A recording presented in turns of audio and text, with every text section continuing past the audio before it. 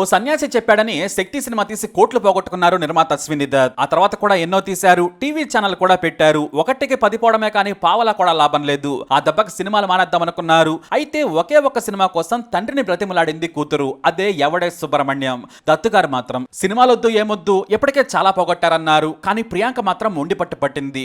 దీంతో అశ్విని దత్ పెద్దలుడు భార్గవ్ ప్రసాద్ జోక్యం చేసుకుని ఆ కుర్రాడి కథ బాగా చెప్పాడు, నేను ఆల్రెడీ అడ్వాన్స్ ఇచ్చాను, ఇక ముందుకెళ్లాల్సిందే అన్నారు.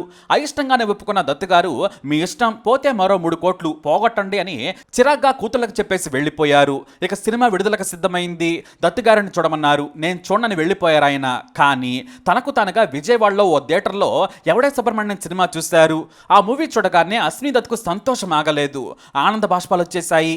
వెంటనే కూతుళ్ళకు ఫోన్ చేసి మంచి సినిమా తీశారమ్మా, ఆ కుర్రాడు చాలా చక్కగా తీశాడని అన్నారు. ఆ తర్వాత నాగశ్వినికి ఫోన్ చేసి సినిమా బాగా తీశావు, నేను అస్సలు ఊహించలేదు ఇంత గొప్ప సినిమా తీస్తావని అన్నారు.